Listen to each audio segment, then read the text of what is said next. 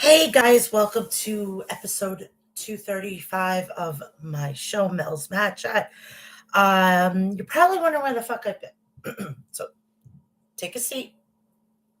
Come on, take a seat. We're gonna sit a spell because we're gonna be on a bumpy ride and get your tissues ready for it. Okay? And I gotta hold on. This thing is way too bright and I gotta shut this. Holy moly.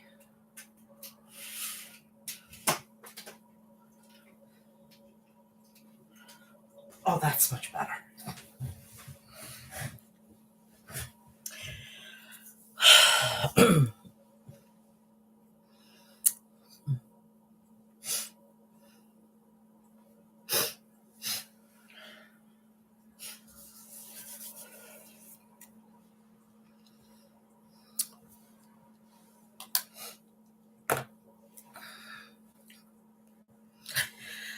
All right.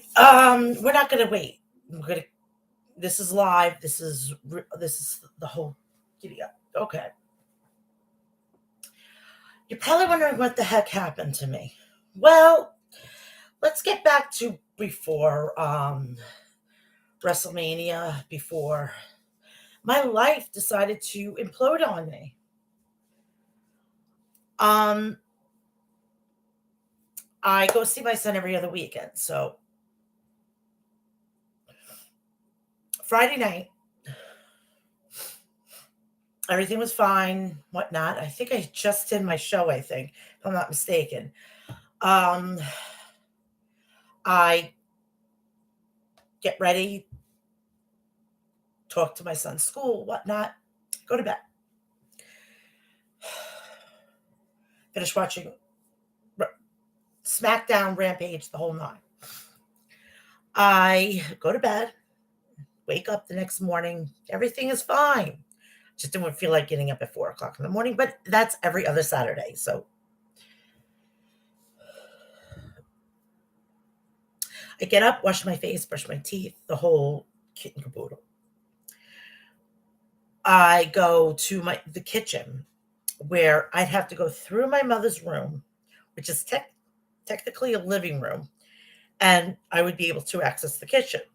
As you can see, I have a Keurig, so I wanted to get a cup of coffee at 4:15, 4:30 in the morning. So I come and I open the door, and I see my mother laying on the ground.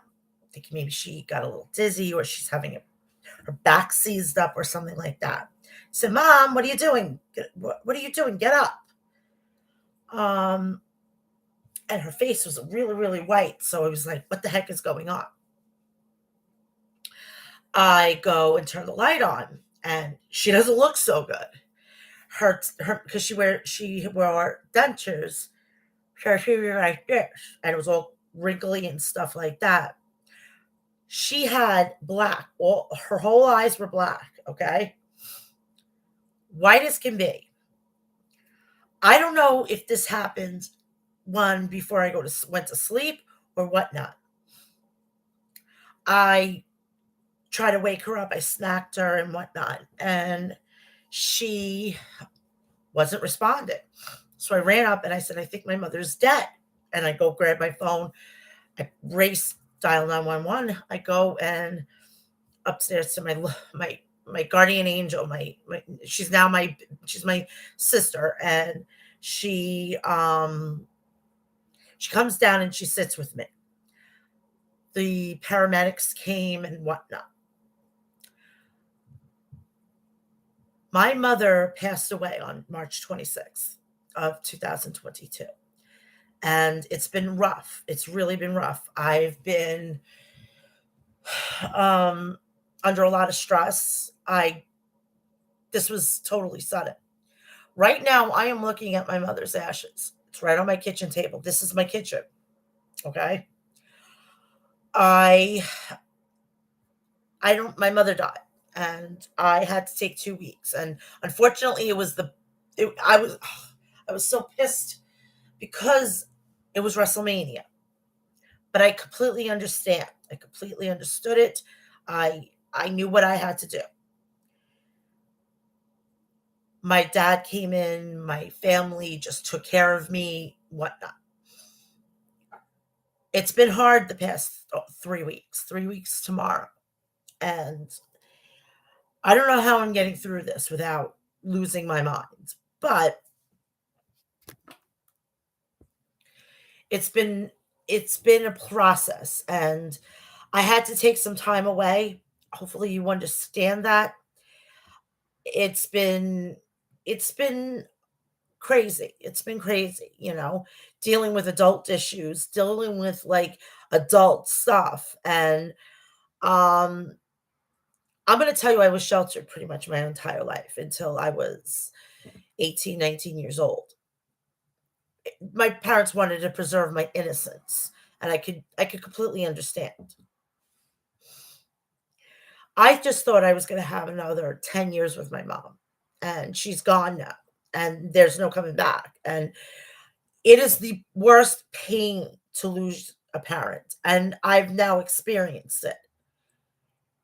It's even worse for a girl losing her mother. I have been with my mother, and I've lived with her for 39 years of my life. I'm going to be 40 next month, and my mom is not going to be there physically to see that. The first Mother's Day is going to be shitty for me personally. My son is going to have an amazing Mother's Day because he's going to have his mom. I'm going to be, very upset. I'm going to be very upset, and I am just basically going just to take it day by day.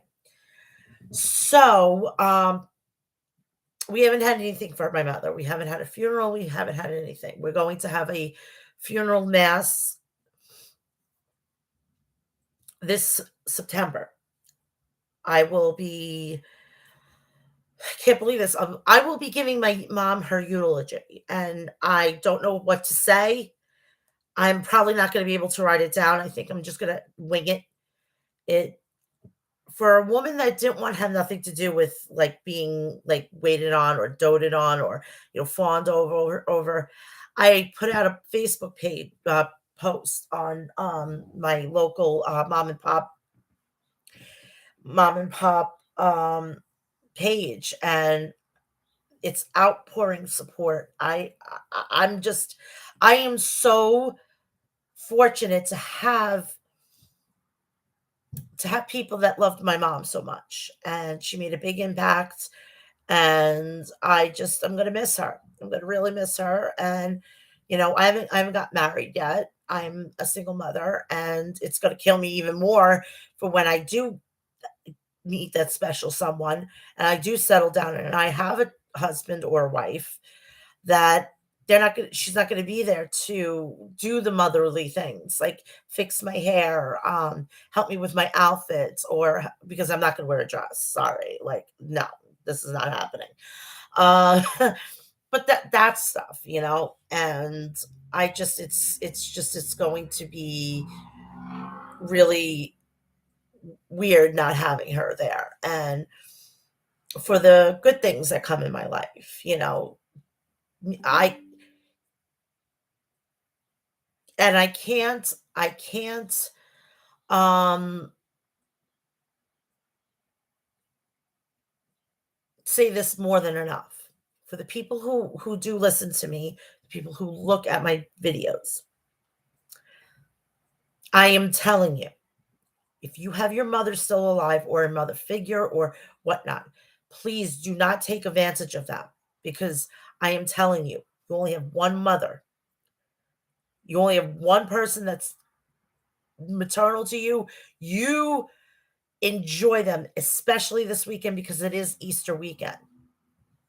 Be blessed and be thankful, because I have to celebrate my very first holiday without her. And it's the most devastating situation. I I can't even enjoy the holiday. I can't. And I was upset that I couldn't cover WrestleMania. Um I'm going to say this. I'm a woman of my word.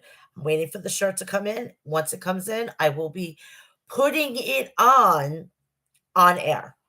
So I told you what I was going to do if he came, which he did. And for what he did to this amazing little boy, it was his birthday. So Cody Rhodes gives his weight belt. And if he keeps doing this, that's like kryptonite in my case. So um it's been a rocky couple of weeks. I've been trying just to do things normal, try to get my life back together. I have stuff to do and I have things I have to get done, and now I have to not only take care of the stuff that was personally for me, but now I have to take care of a household. And I am now, this is now not just my mother and I apartment, and of course my son's. It's my apartment. It's me and my son's apartment, and it's crazy. It's absolutely nuts, and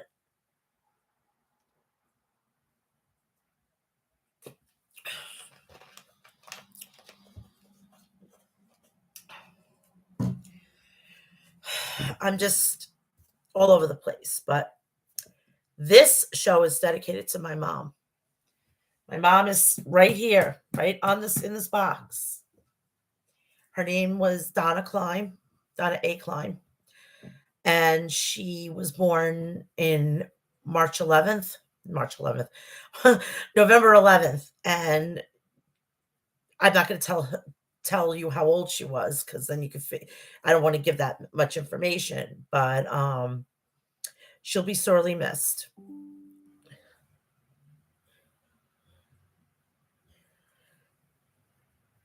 She will be sorely missed. My son is not taking it very well, but it is what it is. And I'm there to comfort him as best as I can. And I was with him last weekend, and I ended up giving him a hug because we were filling up a bag of, because I bring treats from home, and so that he has like comforts of home where he is at. And I gave him a hug and I said, "You're all that I have." And it's true. My mother's not here. My dad is in Florida. I'm it. So I think I'm doing a good job, I think, and I'm hoping that we can be able to understand that life is short. I'm going to Vegas, and I'm not letting this stop me. I had this plan months and months prior, and I'm doing it, and I'm going to enjoy myself, and I think my mother would be telling me to do so. I'm not taking my mother's ashes, but I have a picture of the box, and I'm going to, bring her virtually with me, and she'll be there and look and just enjoying the sights from above. And I hope that I can live and I can do my mother proud, and kick life in the ass and make it its bitch. All right, let's get this sob story. I thought I was going to cry. Thank God I didn't. And then I took my glasses off, which I thought I was going to start crying. So let's get this started, okay? Welcome to Mel's Mat Chat, episode 235. You know who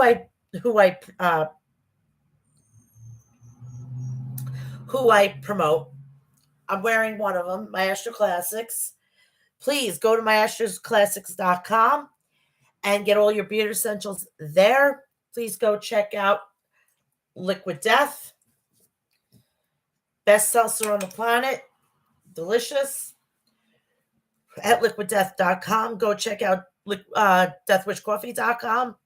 Go check out harrys.com for all your razors and shaving essentials. Also, please go check out HOG Wrestling. There's going to be an event on Fight TV, which I'm going to try to watch tonight. There's just so much wrestling going on now. Since oh yeah, I have a Fire Stick now. So I'm going to be watching a lot of fucking wrestling. Seriously. So, go check that out. Go check out HOG Wrestling. Go check out it's coming up very soon. They're having a big like a training camp or a seminar situation on April 30th. Outbreak Wrestling. Go check out all their social media and they'll let you know what's going on with that. And um go check them out. Seriously, go check them out. And please go check out ringsidenews.com. They are the best in the game. They are the goats of getting the news to you about professional wrestling. So let's get this started. I'm picking this up from, because I'm not going to give you the entire whole spiel. I'm going to pick you up from last Friday, which is SmackDown and Rampage. I'm going to quickly give you my thoughts about WrestleMania. It was the Lopez's night. It was the Lopez's weekend. We had Seth Rollins taking on the American Nightmare, or the American Nightmare, Cody Rhodes, and Becky Lynch took on Bianca Belair for a SummerSlam rematch, and both of them were fantastic. And I'm going to give a little truth right now. Roman, you are not the needle mover. You know who the needle movers are? Which are the Lopez's, which is Becky and Seth, and Cody Rhodes. Wait. You think that you're running this company now? It's all going to take of him. I'm not in his corner, but I'm just letting you know. You better step your game up. You have fucking Cody Rhodes now in the company, and he is a polarizing figure. Roman, you're on shaky ground. You have some competition now. Be warned, because all Vince McMahon needs to have Cody Rhodes as a Vince McMahon guy. He's going to give them to the keys to the kingdom. Look what happened with John Cena. John Cena could come back for 2 straight years and you would be off to the side. You're really not the guy. Sorry to say. You're really not the guy. You could be heel. You could be whatever you have to be. You're not what Vince McMahon wants. They're going to do if they're going to do the Rock match, after that, what are you going to do? What are you going to do? You got nowhere else to go. So just enjoy this while you can, because we're going to need to have that title on somebody else. And Cody Rhodes is going to be the super uber baby face. That means we're going to get more different people in the picture. Right now, you handcuffing, and I'm going to say handcuffing, because you're doing the exact same thing Brock Lesnar's doing. I'm sorry, but let me tell you something. You don't need the title with fucking The Rock. Just like Becky Lynch doesn't need a title with Ronda Rousey. It will sell itself. Sorry. So Cody Rhodes is there to take the title off of you. And I'd be very surprised if he isn't.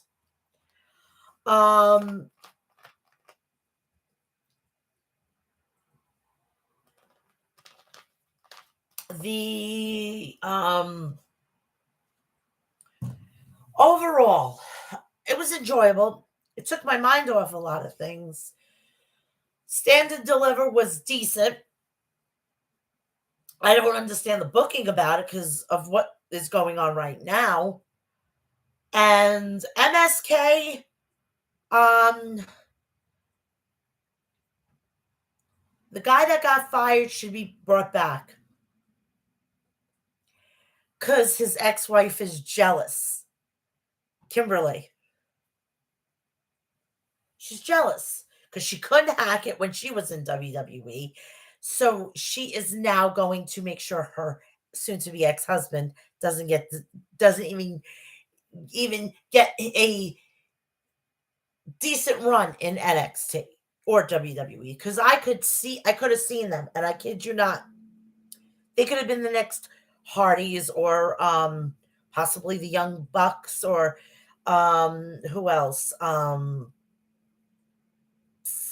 Hardys, um maybe a new version of the New Age Outlaws. But since they fired him for a fucking picture that he was in the mirror, and he was probably fooling around, and she got the picture. Now she's gonna fuck, because guaranteed that bitch is not gonna be able to get anything, because maybe she's the one that's the the aggressor.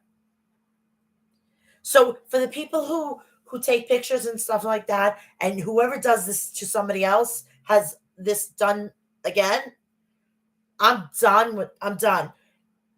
We need justice for this guy. And if he can fucking get it through his divorce, I hope he takes her to the fucking cleaners. All right, I told you I'm going to take you back to all the way to last Friday. I'm picking up from there. I wasn't going to endure you through what, an 8-hour fucking podcast. That would be a little ridiculous, because I would like to go enjoy and try to get in the shower before 7:30. Now I'm going to have to take it later, which is not a problem with me. And I want to enjoy the rest of the evening.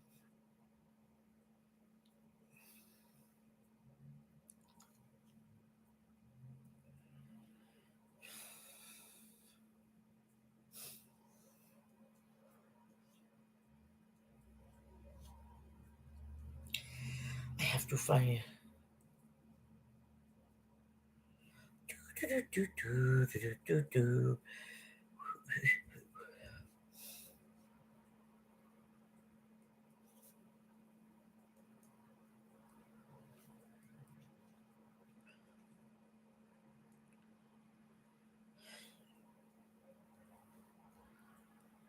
Okay.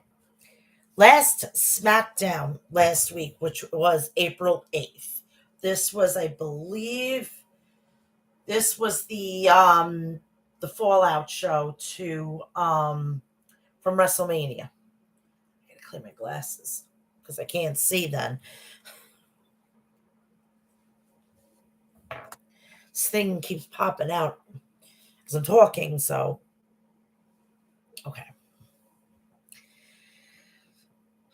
SmackDown, this was the Fallout show.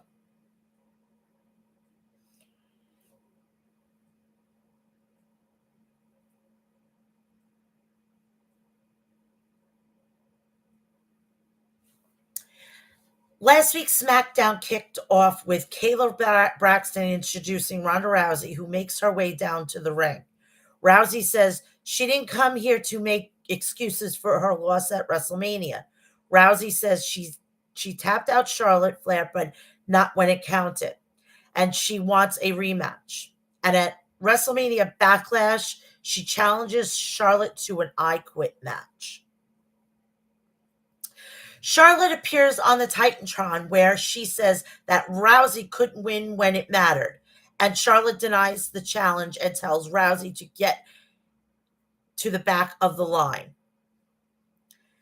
So then we go to commercial, and we have Pete Dunne, because I'm not going to say his new fucking name. That's just another fucking, like, maybe 20-minute fucking rant on that. And I'm not going to do that because I'm not in no fucking mood.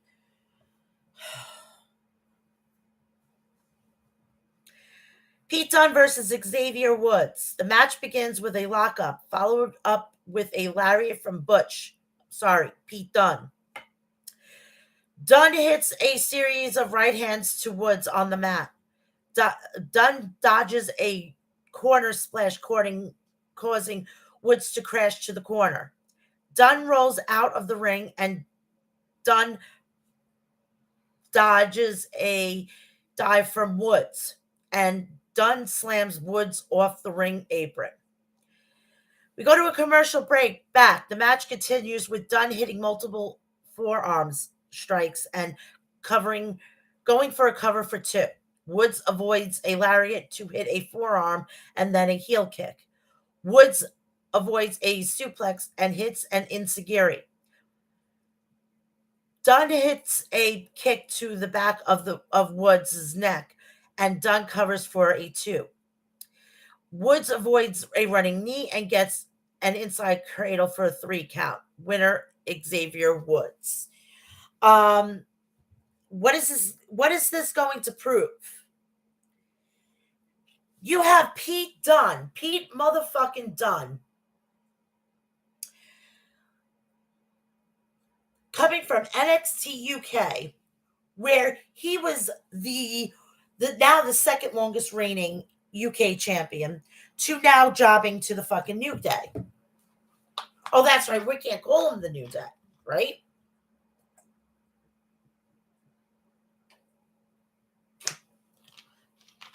I don't usually have a soda, but this is all they had in the pizzeria. And I wasn't going to throw it out. Now I'm opening the good shit, the liquid death, to clear my palate. So we come back from a commercial. Back live with Sami Zayn talking to Adam Pearce backstage. Zayn calls out his WrestleMania match with Johnny Knoxville. Zayn says that enough is enough, and he wants his respect back. Zayn says he wants a match with the next person who walks through the door. Pearce agrees. Then Drew McIntyre walks through the locker room door as Pearce makes it official. Kayla Braxton introduces Ludwig Kaiser. Marcel Barthel. I'm even hating Vince McMahon even more. Who stands on the ramp and introduces the SmackDown crowd to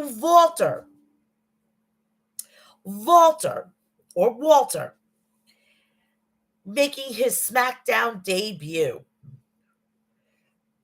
We had Walter versus Joe Alonzo. The match begins with Walter sends Alonzo halfway across the ring with a hip toss. Walter hits a chop and follows with a big boot. Walter hits another chop and follows with a body slam. Walter hits a powerbomb and covers for a three. Walter is the winner. Kayla Braxton is backstage interviewing Raquel Rodriguez. It's Raquel Gonzalez, and that's how I'm going to refer to her. Raquel is interrupted by Angel and Humberto. And Angel says they like to welcome her to SmackDown with a kiss. Raquel does not go for it, and Los Lotharios walk away while terrified. Back live with Corbin and Moss in the ring for another edition of Happy Talk. Corbin says this was supposed to be the happiest happy talk ever. Corbin says he's been doing a lot of self-reflecting, and there's only one person to blame for his loss.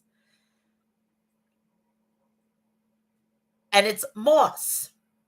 Moss begins to apologize, but Corbin interrupts and says that he made WrestleMania weekend all about him. Corbin says he has forgotten his place to tell Corbin jokes. Moss tells a joke to try and calm Corbin. Corbin calls it terrible and demands a new one. Corbin says he'll give Moss one more chance. Moss starts a joke that ends with a punchline called Corbin is a joke. Corbin attacks Moss from behind. Moss rises and takes out Corbin with a spear as the crowd goes wild. Corbin rolls outside the ring and throws Moss to the barricade. Moss turns it around and slams Corbin off the announce table. Corbin runs away as Moss embraces the energy from the crowd. We come back from a commercial break with Drew McIntyre and Sami Zayn. The match begins with Zayn immediately rolls outside the ring. Zayn slowly gets back in the ring before rolling out again. McIntyre goes after Zayn and slams him off the barricade and throws him back in the ring. McIntyre hits a belly to belly throw. McIntyre goes for a big boot, but Zayn rolls outside again. McIntyre bounces Zayn off the announce table. McIntyre climbs back in the ring and Zayn rolls out to the other side of the ring. Zayn begins to walk away up the ramp and McIntyre runs him down and hits a lariat. McIntyre carries Zayn back to the ring on his shoulders. McIntyre goes for a claymore and Zayn escapes the ring yet again, this time escaping through the crowd for a countout finish.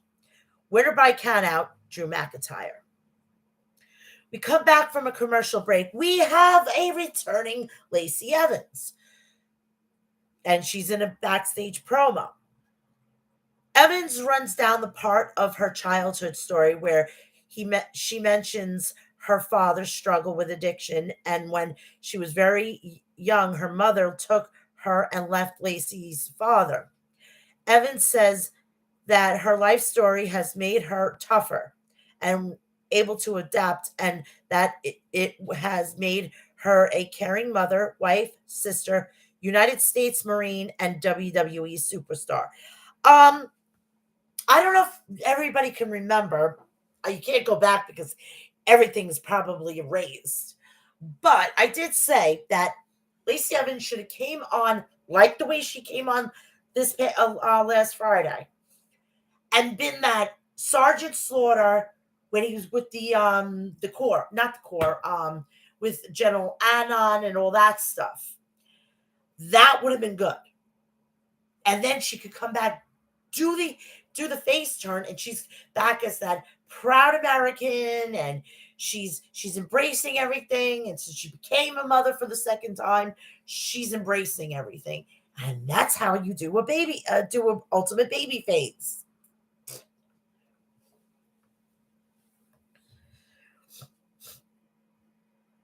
We come back from another commercial break. This was supposed to be for the WWE Women's Tag Team Championship, but I believe it was Rhea Ripley that got COVID protocol. The match begins with a lockup. Morgan goes for a quick roll up for a 1 count. Banks hits a arm drag takedown off the middle rope. Morgan hits a drop kick off the top rope. Banks dodges a second kick and connects with a backstabber. We come back from another commercial break. The match continues with Banks hitting a frog splash and going for a cover for a 2 count. Banks goes for a jackknife cover and Morgan is able to bridge out of it. Morgan hits a knee to Banks, as both women are knocked down. Morgan avoids a Banks statement with a back elbow. Bank hits Morgan with a superplex after landing. Morgan hits a pin for a 3 count. Liv Morgan wins. The newly crowned, undisputed WWE Universal Champion Roman Reigns begins to make his way out to the ring alongside Paul Heyman, and the Usos. With Reigns in the ring, Reigns says that SmackDown and the Universal Championship was not enough, and he took Monday Night Raw and the WWE Championship too. Reigns says that there is not much more he can do, but there's still plenty left for the bloodline to achieve. Reigns says he kept seeing his 2 titles, but the Usos only with 1 title. Reigns says that it's time to unify the tag team championships. He tells the Usos to go to Raw and bring him the Raw Tag Team Championships. Reigns is interrupted by Shinsuke Nakamura coming out to the ring. Reigns says Nakamura doesn't have to say anything. He understands. And Reigns gives Nakamura a hug. And the Usos follow up with a double super kicks. SmackDown concluded with the Usos saying that they're going to Detroit for Raw, and Reigns stands tall in the ring with both of his title belts at SmackDown as SmackDown goes off the air. So, as you're going to well know that this is now fruition, which I'm glad about. This had to happen. But I don't understand that they do have the tag teams, but they keep breaking them up. They have them. Each show could have been competitive. But of course, because Vince McMahon likes to split. I swear, he's worse than a fucking divorce attorney.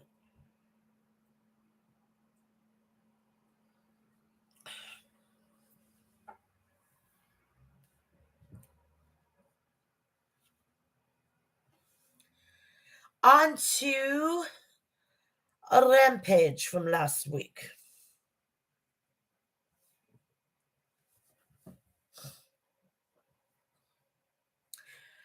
And remember, tomorrow night is Battle of the Belts, by the way. We started off. What the hell did I do here? This is Dynamite. I'm sorry.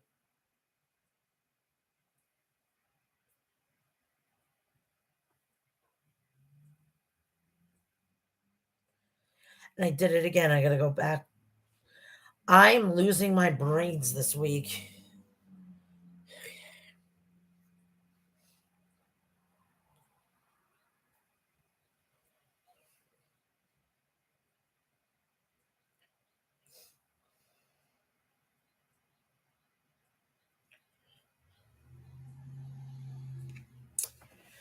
Okay, we started.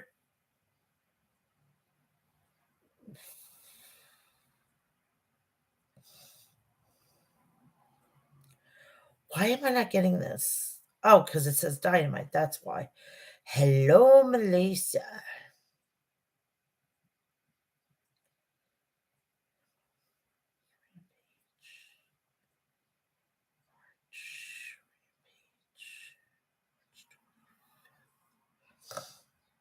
What was last Friday's date? Let me check.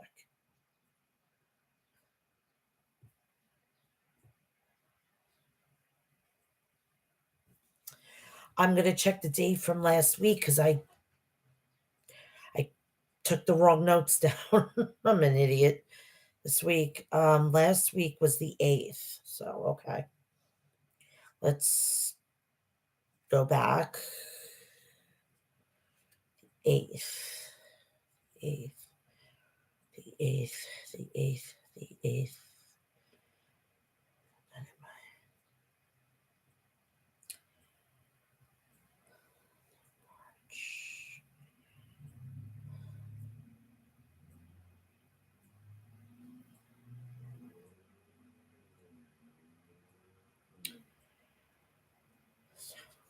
Dynamite.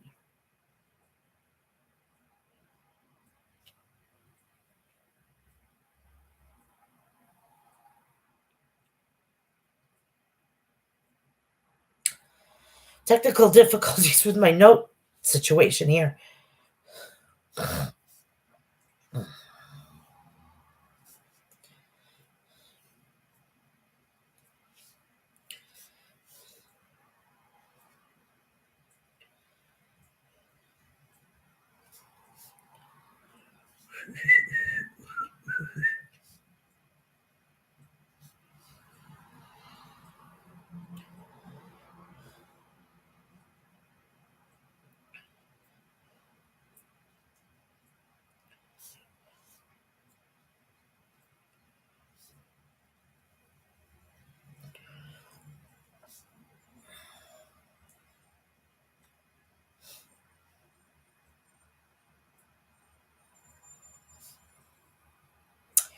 I'm going to check it someplace else because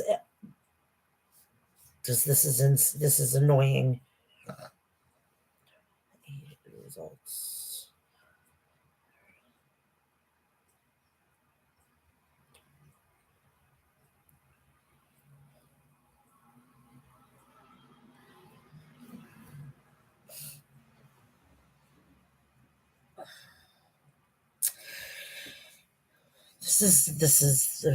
Where the hell is Rampage?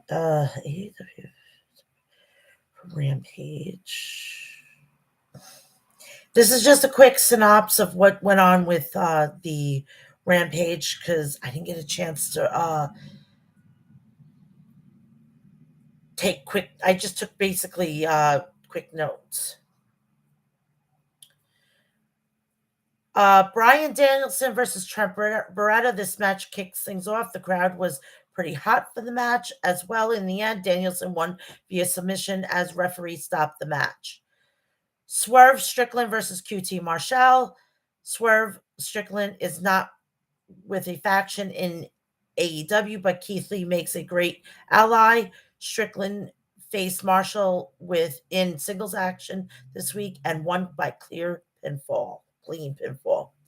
Willow Nightingale versus Red Velvet. Red Velvet won this match with pinfall. It was short and not extremely eventful. John Moxley versus Wheeler Yuta.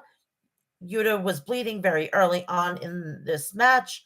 Although Yuta kicked out of Moxley's finish, the referee called for the bell after the match was over. Yuta was inducted into Regal's stable, and that was basically about it.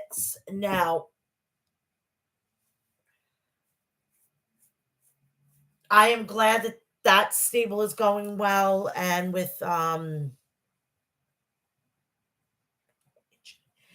I also want to, before we go on to Raw this past week, I want to send out a congratulations to Carmella and Corey Graves on their nuptials. Congratulations. I also want to congratulate Alexa Bliss and Ryan Cabrera. And I am so thrilled. That was my freaking stupid ALEXA. That I have to start saying Bliss by her last name because I'm gonna keep setting this thing off. Jesus Christmas. So that was that. Congratulations to the both couples. Happy, healthy lives and prosperous lives. On to Monday Night Raw.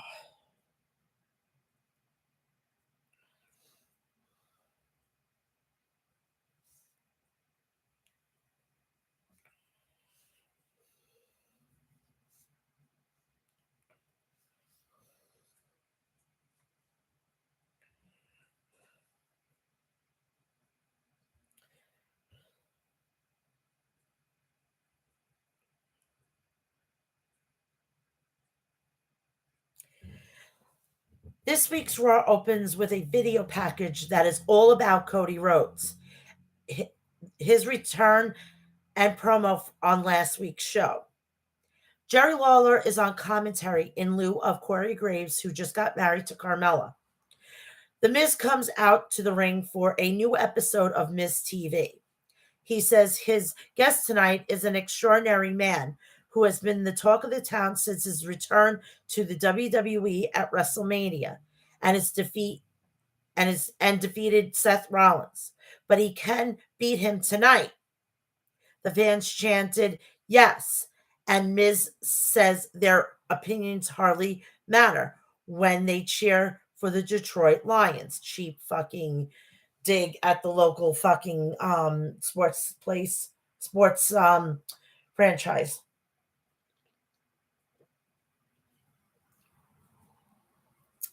Cody comes out to the ring and the fans are going bananas for him.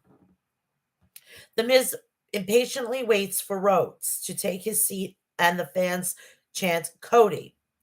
Miz says, now that we've broke the pirate budget and you took 45 minutes to celebrate yourself.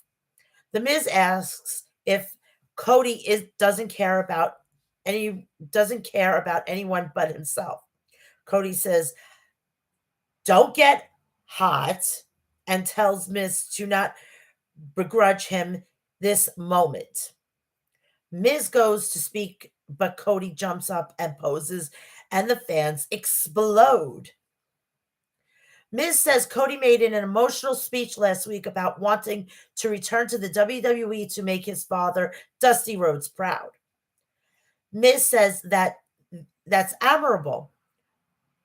But if it wasn't for Dusty Rhodes, Cody wouldn't be the grandson of a plumber. He'd just be a plumber.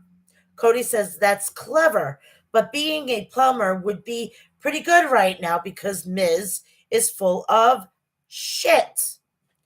But of course, Cody didn't say shit because it is PG. I would have fucking said it.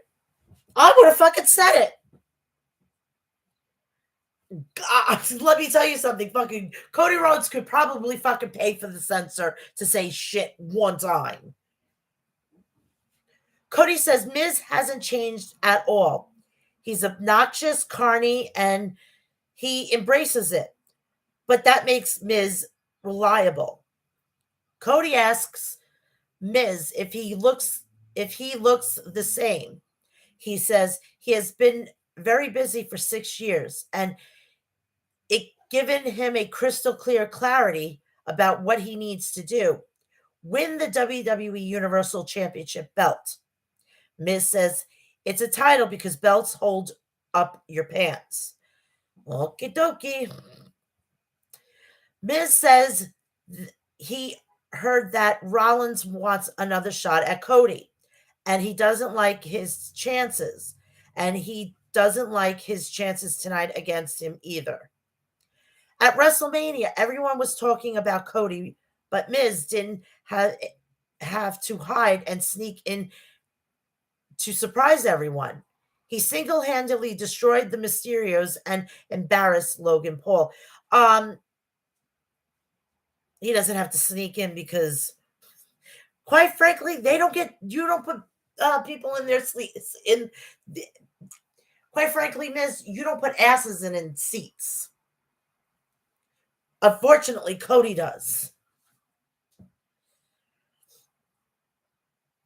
Miz says, we all know where Cody has been, but this is his show, and Cody can't embarrass him on his show. He won't stand for it.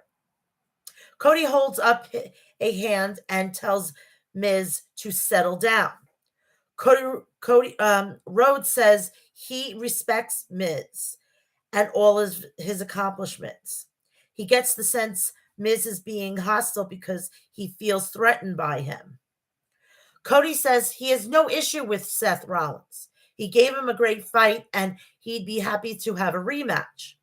He's looking forward to facing all the best wrestlers in WWE. Miz corrects him and says superstars. And Cody Rhodes says, sure, but he's looking forward to his first match on Raw in 6 years, even more. Cody shoves the microphone at Miz and says, let the best man win.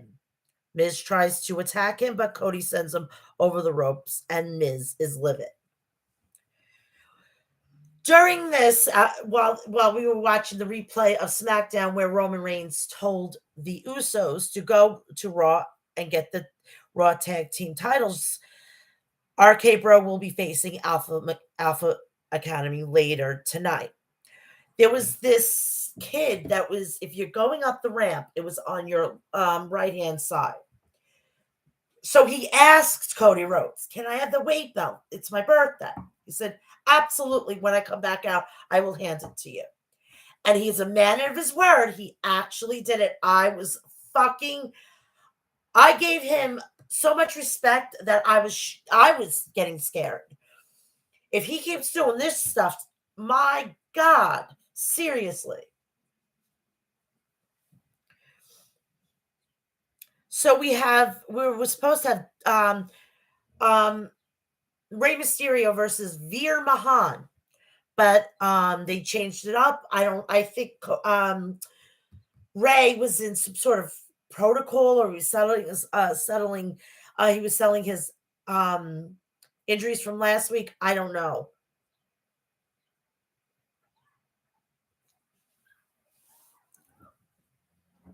So his son was put into his and replaced it. The match gets underway and Veer runs at Dominic, but he ducks him and lands some punches. Veer shoves Dominic away and drops him with a clothesline. Veer cuts Mysterio. Clubs Mysterio, then whips him to the ropes and catches him with a body attack. Dominic sends Veer to the outside and dives over the rope onto him, but gets caught and slammed into the barricade. Veer takes Mysterio's head off with a lariat at ringside. Veer gets Dominic back into the ring and clobbers him with a clothesline. Veer gets on Dominic's back and applies a submission. Dominic taps instantly, but Veer won't let go for a while. Veer wins. After the match, Veer reapplies the submission until more officials run down and pry him off. Veer waits around for a moment when then applies it again. Eventually, medics come down with a stretcher and Veer leaves. We come back from commercial. We see Dominic Mysterio being put onto the back of onto the back of an ambulance, and then an interview with Veer where he says, "I strike fear into the hearts of men." We see AJ Styles earlier today. He asked about facing Damian Priest tonight. Styles says he isn't afraid because of what Priest and Edge might make him do. He says they are talking about his family, and nobody does that. Styles then says Priest walks past and attacks him. They brawl around backstage until officials pull them apart. We haven't had one of those in a while. Like a real, like authentic, believable backstage fight like that. So we have AJ Styles versus Damian Priest. The match gets underway and Styles ducks a punch and tees off on Damian knocks him into the corner. Priest fights back and looks for a rolling punch, but Styles cuts him off and the clotheslines him out of the ring. AJ goes to the apron and hits a running knee that slams Priest into the ring post. Styles then dives off the apron with a forearm to Priest, and he falls over the barricade. AJ drags him and slams him into the announce desk. AJ waits for him to get up and hit a flying forearm over the ropes to the floor.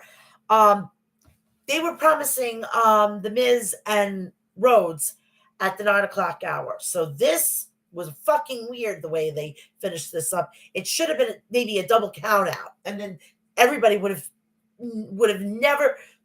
But we don't run WWE, do we? Right? So they come back from a commercial break. Styles got sent face first into the buckles, and he's busted open. Styles hits a springboard reverse DDT, and both men are down. Styles lands a fury of kicks and forearms, then a basement forearm. AJ hits Priest with a Ushigoroshi for a near fall. AJ wants the Styles clash, but Priest runs him backwards into the corner. AJ jumps at Priest, but the big man avoids him and claps his ears. Then hits a reverse STO for a near fall. Priest thought that was it. He picks up AJ, but the hand wait AJ wait he picks up AJ, he picks up AJ up, but the hand and kick him in the chest a few times. Priest grabs him but gets caught with a Pele kick. Styles is sent to the apron where he knocks Priest back and jumps up and jumps up but gets kicked in midair. Priest drops to a knee in the ring and the lights go out, then a blue spotlight comes on. We come back from a commercial break and the match is over. They say the power went out. AJ is interviewed backstage and asked about what happened. Styles says, that was BS. He says Edge wants to look at him from on the high mountain, but he doesn't care what Edge or anyone else does. He's going to get a piece of him. Then we go to the Rhodes match, the Miz and Rhodes match. The bell rings and out comes Seth freaking Rollins. Miz attempts a clothesline, but Cody avoids it. Cody sends him to the ropes, but Miz kicks him in the chest. Cody hits a snap power slam, and Miz rolls to the apron, where Cody hits a springboard enziguri to knock him off.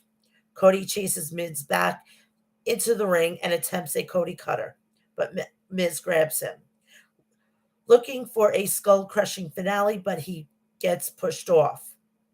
Cody hits a standing vertical suplex for a 2 count, then does some push-ups. Rhodes grabs a submission, but Miz grabs his nose to get free. Miz sends him to the corner. Cody attempts to leap over, but Miz kicks him in the chest, then boots him in the face, but Miz grabs a sleeper and holds Cody down for a few moments. Cody fights up and beats Miz into the corner, then chops his chest. Cody is sent to the apron and Miz kicks him off and into the barricade. We come back from commercial break. We see Miz chopping Cody, but Rhodes just gets fired up and tells Miz to bring it. Cody lands some forearms and a standing body slam for a 2 count. Miz rolls outside and Cody hits a suicide dive to get him back in. And what a suicide dive is really a tope suicida. I don't know why they don't call him that. It's better than suicide dive, to tell you the truth. Just the name freaks me out. Rhodes goes to the top rope and jumps over Miz, but tweaks his knee on the landing. Miz immediately hits a drop kick to the knee and applies the figure 4 leg lock. Rhodes tries to reach the ropes, but Miz drags him back to the center. They start slapping each other, and Rhodes turns the hold and reverses the pressure. Miz slowly gets to the bottom rope to force the break, then slowly gets to their feet, and Cody is limping but hits Miz and lands a Cody cutter followed by a crossroads for the win. Cody Rhodes wins. After the match, Seth Rollins gets in the ring and waits for Cody to get off the corner post, then laughs at him. Rollins says he heard all the kind things Cody had said about him earlier, and he even heard the phrase rematch. What he wants Cody to remember, though, is that he was a surprise opponent, but now that he sees what he's working with, he wants part 2. Cody says absolutely yes, and Seth dances around the ring. We see Kevin Owens meeting Ezekiel on last week's Raw. Tommaso Ciampa is supposed to be interviewed backstage, but before he could speak, Ezekiel interrupts and introduces himself. Kevin Owens tells Ciampa not to get fooled because this is obviously Elias. He asks him what is he trying to pull, and Ezekiel says he's not Elias. Ciampa says it's an easy mistake to make because it's Elias's younger brother. Owens yells that he's the only sane person left Liv Morgan comes to the ring. We were supposed to get her and okay, it was this and never mind. Never mind. Okay. Facing Sasha Banks for the tag team titles, but we have Naomi versus um Liv Morgan. So Naomi grabs a side headlock at the outset of Morgan, shoots her off, but Naomi hits a shoulder tackle. Naomi leaps over Liv, then attempts a hip toss, but Morgan lands on her feet. Naomi knocks Morgan into the corner, then grabs her neck with both feet and chokes her for a minute. Liv catches Naomi with a Frankensteiner. Naomi hits a rolling Russian leg sweep, and they exchange some pinfall attempts. Naomi slides under a clothesline, then both women attempt insiguris and miss. Naomi backs up to the ropes, and Morgan obviously wants oblivion, but Naomi holds the ropes. Liv knocks her back and goes to the middle rope and jumps for a hurricanrana, but gets grabbed and power bombs for a near fall. They go back and forth with pin attempts until Naomi scores the 3 count. The almighty Bobby Lashley comes to the ring after we see a replay of MVP betraying him last week and siding with Amos.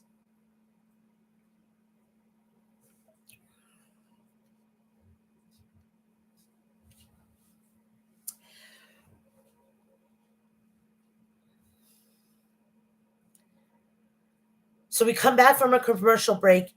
Lashley is in the VIP lounge, and he says that he wasn't invited onto the show, but after what MVP and Amos did to him last week, he thought he invited himself. Lashley says last week should have been a celebration after he beat Amos at WrestleMania. He gives it up to Amos because he is an incredibly powerful. He's incredibly powerful. And last week he felt that power again. Only this time it came after one man in the world he thought he could trust turned on him. Lashley tells MVP to get out here and give him an explanation. MVP doesn't answer the call, so Lashley threatens to destroy the VIP lounge. And then MVP and Amos come to the stage. MVP tells Lashley to stop embarrassing himself, and if he touches anything, he'll get a bill from his lawyers. Lashley says he can shove the bill and tell him to come down and explain himself. MVP says, as much as he would love that, he's teaching Amos to be a businessman. He's learning to only fight when the time and the money are right. In the meantime, Lashley could be thanking him. MVP says Lashley deserves an explanation. When he came back to the WWE, Lashley was floundering and he was being led astray by some rat who wanted to be a social media star, a la Lana, who he couldn't even sniff the main event. And yet Lashley thinks he doesn't need MVP. Doesn't want to share the spotlight. Well, don't forget who it was that who it was that made him the Almighty. Lashley says MVP came back for his farewell tour but latched onto his next meal ticket. He rose the ranks and even beat Brock Lesnar. And MVP says, "Yeah, and all of that only happened because of him." MVP gets angry but steadies himself and says that's all in the past. He's looking to the future with Amos. He's bigger and stronger than Amos, who is going to replace him at the top of the mountain. MVP says Lashley barely survived their first match, but he promises he won't survive the next. Lashley says he can hide behind the Colossus, but he's going to cut him down, just like he did at WrestleMania. and then he's coming for MVP.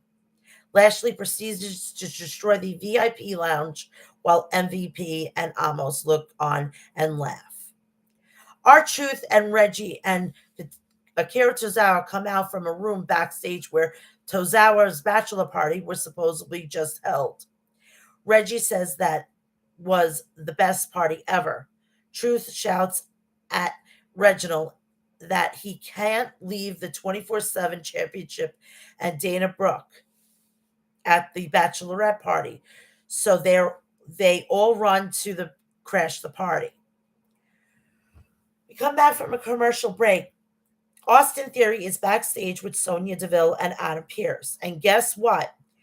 He's now just Theory. He says he's beaten Finn Balor twice and he wants a title shot. Pearce says he can have it. Kevin Owens barges in and screams about Elias and Ezekiel, saying he wants to see some sort of birth certificate or library card. Pearce says that's all confidential, and Owens shouts, his library card is confidential.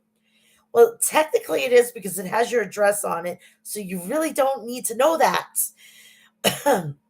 He says he wants to put Ezekiel in a lie detector test, and DeVille says if that's what it will take to shut him up, yeah, he can have it. Owens leaves, and Sonya Deville says Bianca Belair needs an opponent for her first title defense, and she picked who will it be.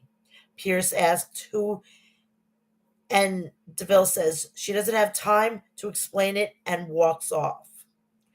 Bianca Belair versus Queen Zelina. The match starts with Zelina attempt a roll-up. Belair stays upright and dances. Vega leaps over Bianca and hits a backbreaker for a 1 count. Vega grabs a face lock and does a handstand while holding it. Belair climbs to her feet with Vega on her back and throws her off. Bianca hits a fallaway slam kip up and beats Vega in the corner. Belair lifts Vega up for a military press and does some squats before dropping her. Belair hits a kiss of death for the win. The winner is Bianca Belair. After the match, Sonya walks out with a contract, and we learn who Bianca Belair's first title defense will be against after the break. We come back. Deville and Belair sustain an eye injury at WrestleMania, but clearly that hasn't halted her. She congratulates her on her incredible win at WrestleMania and gets the fans to applaud her. Deville says she took it upon herself to find Belair's next opponent, and it wasn't easy because there were so many options. Belair says she will be happy to fight anybody. Deville says that it's great because she has an open contract, and if Belair wants to prove she is the best, sign it. Deville introduces her opponent, and they play a drum roll, but Sonya attacks Bianca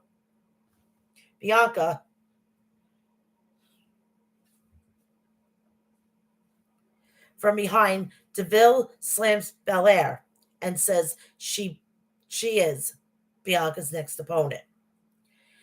Dana Brooke and Tamina Snuka are having their bachelorette party, and Dana says she's very glad they agree on a truce so they can enjoy the party.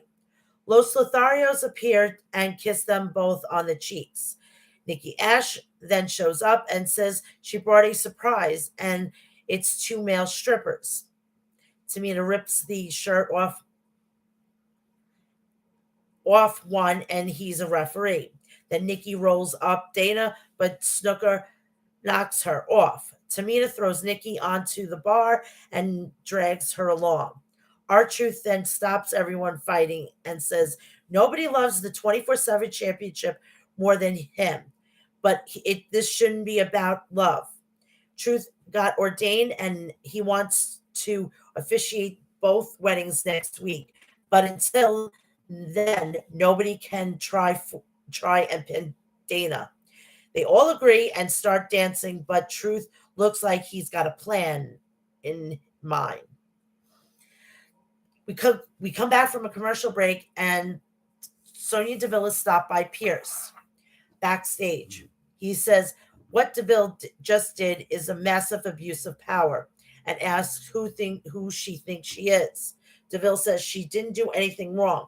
She's just answering an open challenge, and tells him not to be jealous. Alpha Academy comes out, and Chad Gable tells the fan to shoosh. He says they look around and sound dumber than the last time he was in Detroit. He says the USO they are coming to Raw to get the titles, but they won't let that happen. The only reason him and Otis aren't already the champions is because WrestleMania had too many distractions. Like, I don't, Gable Stevenson. Gable says, who cares that he has a gold medal? He has a gold brain, and that's worth more. Oh, this is. So we have RKO, RK Bro versus Alpha Academy.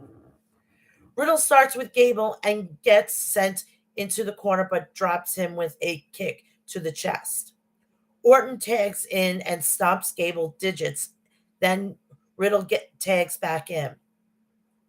Otis and Gable hit a double team German suplex clothesline. Riddle rolls out, and Otis brings him back inside. Otis drops Riddle with a splash in the ring. We come back from a commercial break, and Gable prevents Riddle from from getting a tag to Orton. Chad hits Riddle with a tiger suplex that knocks Orton off the apron. Otis comes in and hits a running splash for a near fall. Gable tags back in and keeps pressure on Riddle. Gable goes to the middle rope and jumps off, but eats a knee from Riddle, and both men go down. Randy tags in and lands some clotheslines, then catches Gable with a snap power slam and he pumped Orton, gets Gable on the apron, and hits a draping DDT that Chad sells like death. Orton drops down for the RKO, but Orton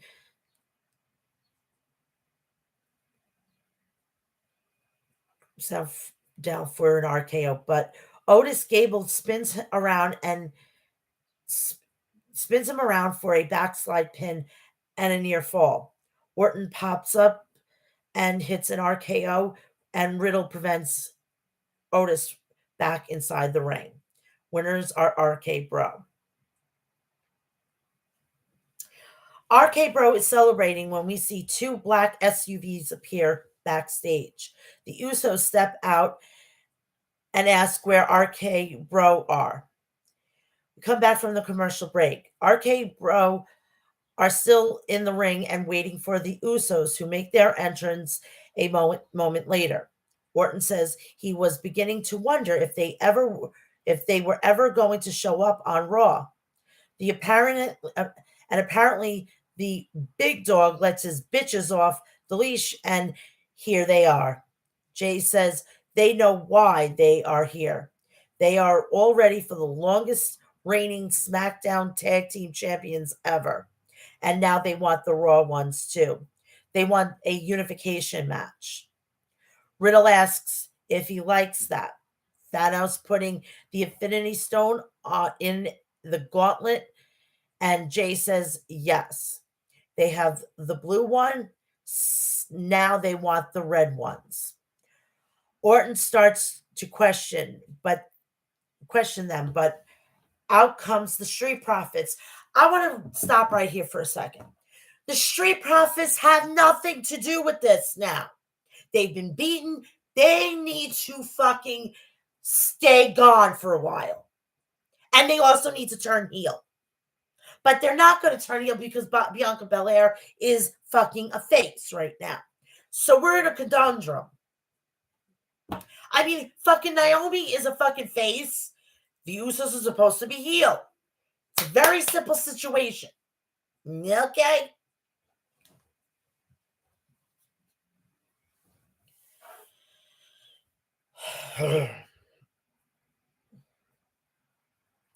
Dawkins says he seems to remember challenging RK Bro to a one-on-one match before WrestleMania, but not getting it. Last week, they beat Alpha Academy, so surely they're next in line. Yet here's the Usos, all the way from SmackDown, jumping the line.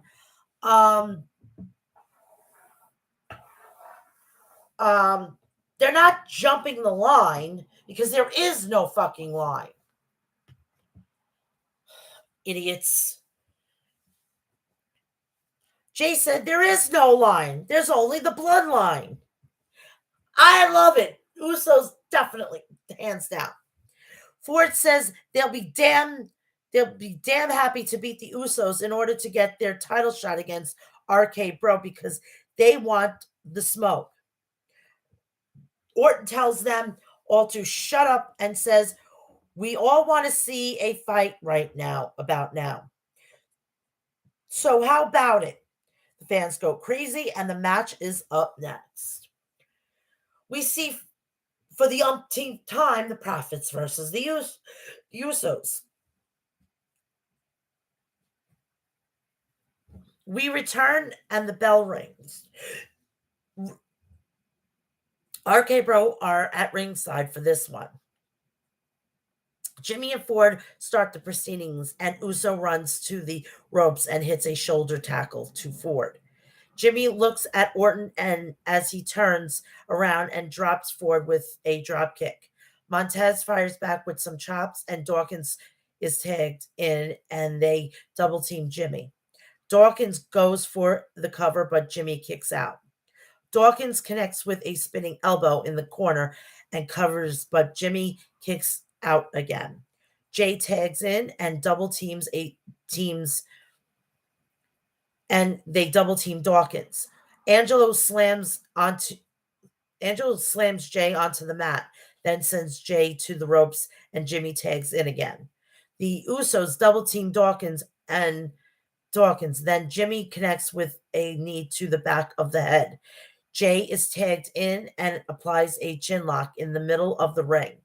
Jay slams Dawkins down onto the mat and makes the tag. Jimmy with chops to the chest of Angelo, then slams him and gets a near fall. Jay tags in and Dawkins clocks him with right hands. And I'm telling you, I was rooting for the Usos. Profits, they're fucking obnoxious. Jay is thrown to the outside but lands on his feet and drags Dawkins under the bottom rope. Jay throws Dawkins onto Orton and Riddle. The Usos come face to face with RK Bro until Ford flies over the top rope onto the Usos on the outside. Ford then rapidly dances in Orton's face as we head to break. Back live, Dawkins is being controlled by Jimmy. Dawkins connects with a slam to both men and tags Ford, comes off the top with a huge crossbody to Jay, then drops Jimmy and sends Jay into the buckles. Ford does a backflip, ducks a clothesline, then hits a running blockbuster off a 2 count. Montez attempts to leap over Jay, but gets kicked in midair, then hits with a pop-up neck breaker. Jimmy tags in and Dawkins distracts him, allowing Ford to roll him up for a near fall. Dawkins gets the tag and the Profits hit a super blockbuster, and Angelo covers him, but Jimmy kicks out. Jimmy rolls from the ring and Dawkins wants a tope suicida, but Jimmy uppercuts him. Jimmy lands a super kick, then tags Jay for an Uso splash, but Dawkins gets his knees up. Ford tags in and hits from the heavens and covers, but Jimmy breaks it up. Dawkins is set into the ring post and falls to the outside. Ford kicks Jay back and Jimmy blind tags in. The Usos hit Ford with the 1D for the win. The Usos win. After the match, RK Bro gets into the ring and hold their Raw Tag Team titles in the air. The Usos hold their SmackDown Tag Team titles as well, up as well. The Usos leave the ring, but Dawkins runs in and tries to attack Riddle. But Riddle catches him with a triangle, and they both fly over the ropes. Ford comes in as well, and Orton catches him with an RKO. The Usos rush back and in and hit Orton with a double super kicks, then lift both sets of belts and pose to the end of the show. I would actually like to see this. It will solidify the Usos instead of Roman always getting the praise. And I don't think Roman Reigns should be at WrestleMania Backlash in a match. He should be there to see his cousins get the other titles and have him come out and they fucking main events. I don't want to hear anything of it. On to NXT 2.0.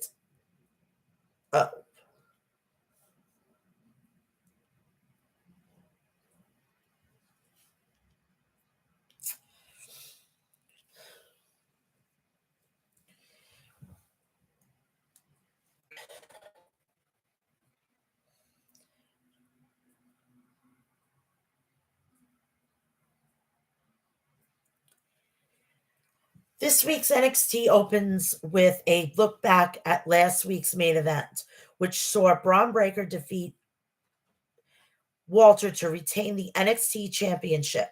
However, Joe Gacy and Harlan then revealed that they had kidnapped Breaker's father, WWE Hall of Famer Rick Steiner. We start off with the North American Championship. Cameron Grimes versus Solo Sikoa. I really thought they were going to give him the title. And I would have actually, if that was the case, I would have brought him to fucking WrestleMania Backlash. Have him sit with Roman Reigns in his office with the title on him and say, look at this. Look at this. We are all draped in gold. It would have given Roman Reigns wouldn't even have to go back down to NXT.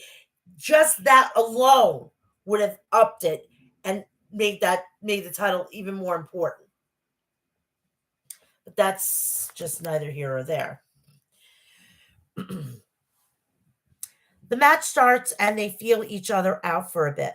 Solo attempts a roll up. Grimes rolls through and swings a kick, but Solo avoids it and rolls him up again for a 2 count. Grimes grabs the back. Sikoa swings an elbow, but Cameron ducks it and takes him down with an arm lock. Solo gets Grimes in a head scissors to get free. Grimes reapplies the hold, but Solo quickly fights up again. Grimes leaps over Solo in the corner and hits an arm drag right back into the arm lock. Solo starts to build a head of steam, and Grimes looks to drop down under Sikoa. It's a senton to his back. Grimes avoids Solo and looks for the cave-in, but Sikoa avoids it, and they come to a stare down. Grimes tells Solo the bloodline can kiss his grits. Then they throw hands back and forth. Grimes slams Solo into the buckles a few times, but Solo gets angry and does it back to him. Then clotheslines him over the ropes. Solo gets Grimes back inside, but when he gets on the apron, Cameron hits an enziguri to knock him back down. Grimes goes to the apron and hits a running kick, then dives off the apron with a senton to Sequoia, and both men are down on the floor. We go to commercial break. We return to see both guys trading shots, and Sequoia knocks Grimes into the corner. Grimes avoids a hip attack in the corner and follows up with a Frankensteiner. Grimes lands a clothesline for a deadlift German suplex for a 2 count.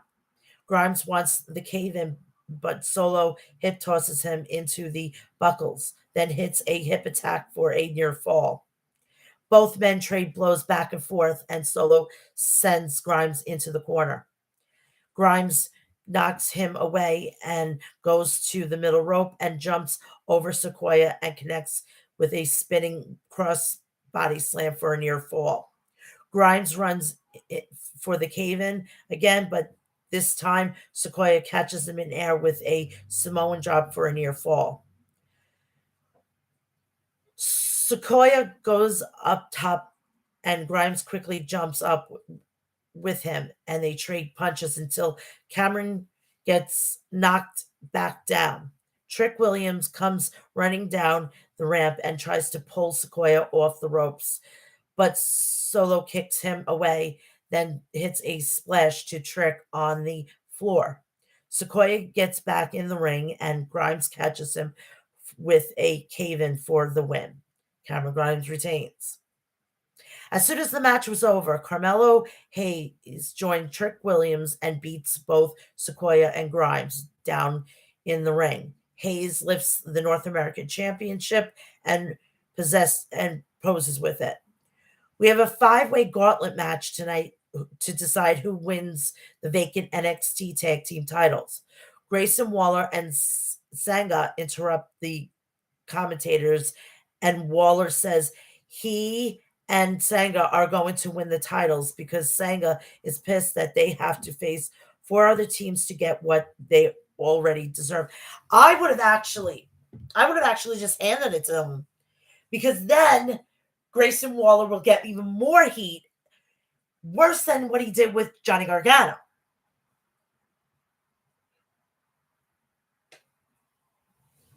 But that is just me.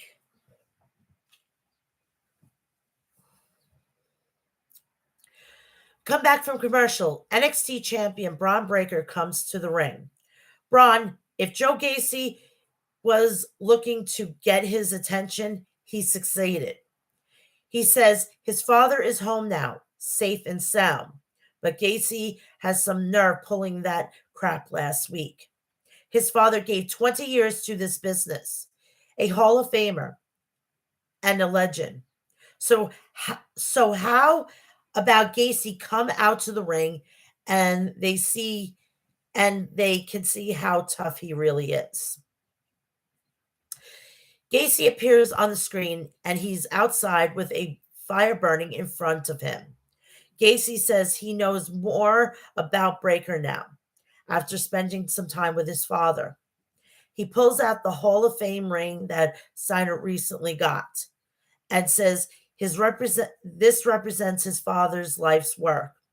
It's the reason Braun is where he is, but he wants to know who the family is without the ring, and throws it into the fire. Toxic Attraction are backstage for an interview. Rose says it feels good to have all the gold. JC and Gigi called their shot last week and did what they said they were going to do. And tonight she will do the same as she puts Dakota Kai down, because they aren't just the attraction in NXT. They are the beauty, the brains, and the gold. If they're trying to think that this is the Undisputed Era, no, they are not.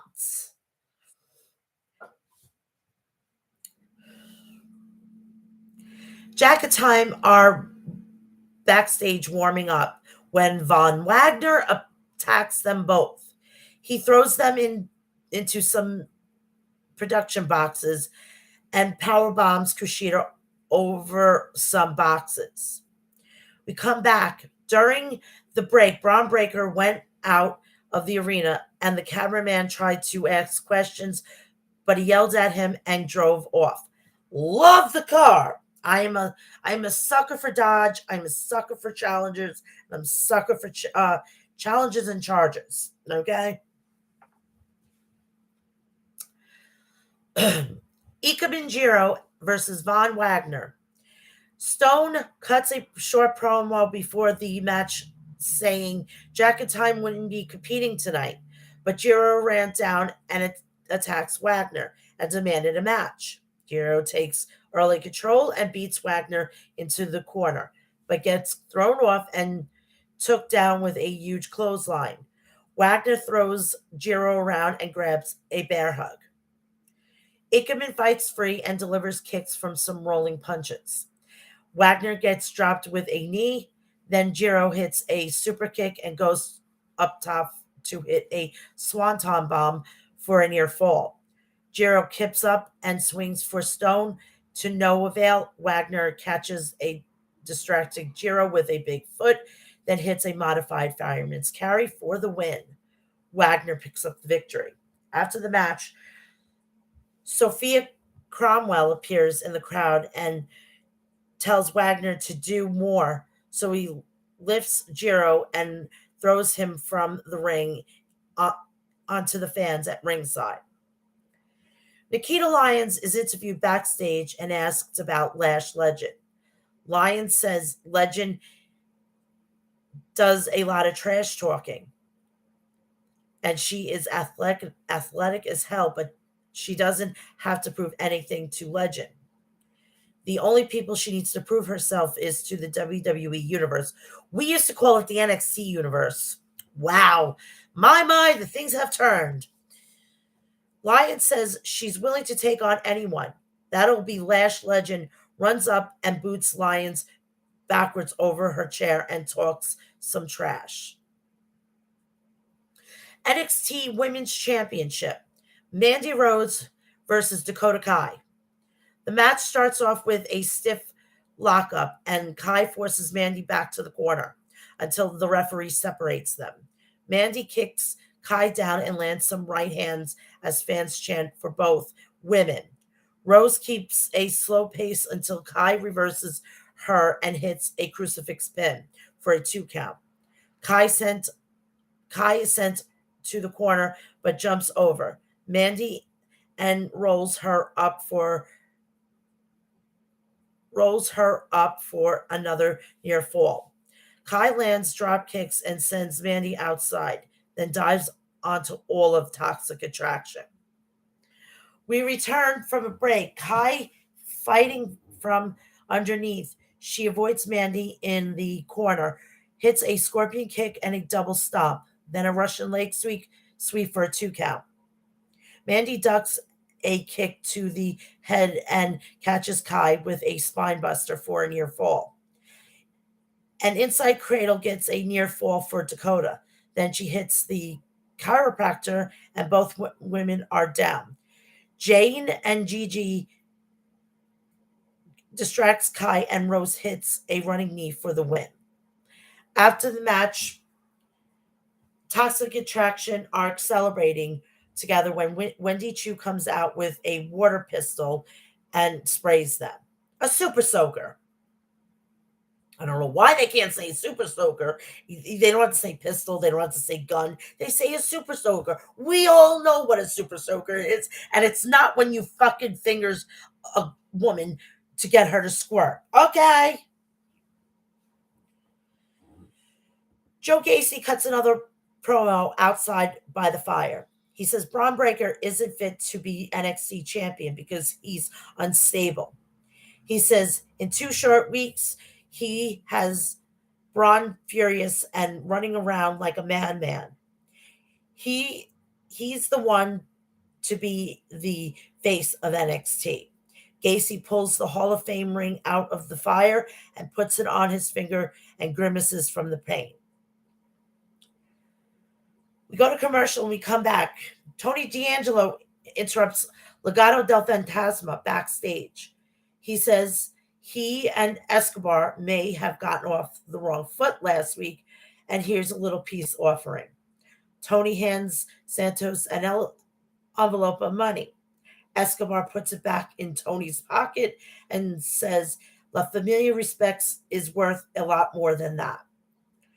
Cora Jade comes to the ring, and I'm telling you, this woman cannot fucking do what she did Tuesday night.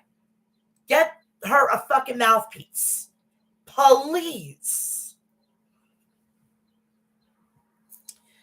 She says WrestleMania weekend was the most important of her entire life, and it was bigger than she ever imagined. And the best part was that her parents got to sit second row and watch her perform.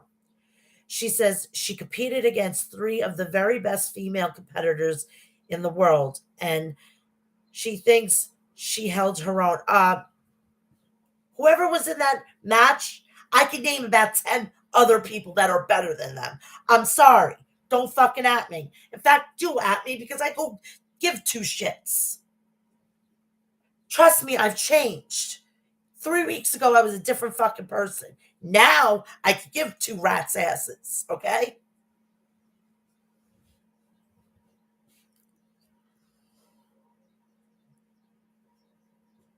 She said she competed. She really thought she would walk out as champion, but coming so close has made her need it. Jade said she will be WWE champion because WWE champion. Oh, so she's going to face Roman Reigns. NXT champion. Raw champion. SmackDown. Because it's all she dreamt of since she was a child. She wants to follow in the footsteps of her heroes. AJ Lee, which I am shocked that they allowed that. Paige, Natalia, Beth Phoenix, etc. And the generation of Jade will and Natalia's music hits. And she comes to the ring. The fans are shocked. Jade looks like a kid, stunned and thrilled. The fans chant, holy shit, and Natalia tears up. Natalia says this building brings back so many memories for her. She says it's very good to finally meet Cora Jade, and she introduces herself. Jade says she knows who she is. She's the boat. She was her first ever action figure. She sent Natalia a message on Twitter in 2011 when she was 10 because Natalia pointed at her at a live show. Natalia said she remembers that because when Cora debuted for NXT, she DM'd her and told her how happy she was that she was so glad she pointed to the right girl that night. Natalia says Cora has everything. She's beautiful, talented, and she has all the passion in the world. She says she has competed against the very best in the industry has ever had, and she can say with confidence that Cora is the future of it. But the future is bleak. Natalia slaps Jade, then scoops her up and applies the sharpshooter. Jade taps instantly, and a bunch of referees rush down and try to pry Natalia off. Eventually, resilience and calls Jade a bitch. We come back from commercial break. Drago Anthony versus Zion Quinn. And I'm going to tell you something. Mr. Quinn, you have a new fan. Okay? You are fucking gorgeous. Holy shit. The bell rings. Drago drop kicks Quinn. Anthony grabs a side headlock, but gets shot off, and Quinn drops him with a shoulder tackle. Quinn backs Drago into the corner and shoulders him a few times. Then tosses him across the ring. Anthony jumps over Quinn and he hits a hits the buckles. The the Drago follows up with a big clothesline. Anthony slams Quinn, then slaps the back of his head and mocks his Samoan heritage. Quinn gets pissed off and beats Drago in the corner, throws him and lands some lariats. Quinn hits a spinning Samoan drop, then flying forearm. Quinn picks Drago up and hits a forearm to the jaw. Zion lifts him up again and hits another flying forearm for the win. Zion Quinn picks up the win for this match.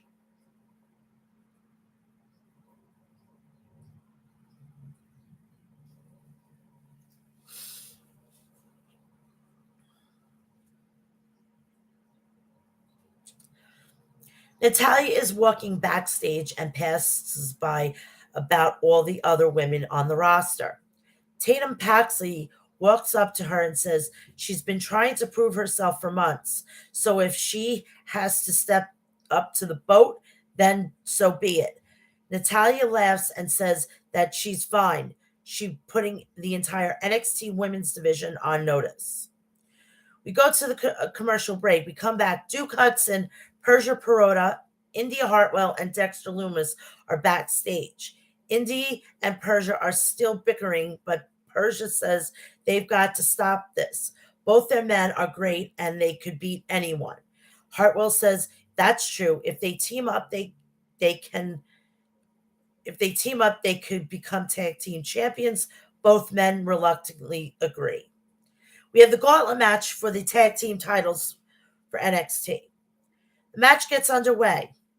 We have Creed Brothers versus Legado del Fantasma.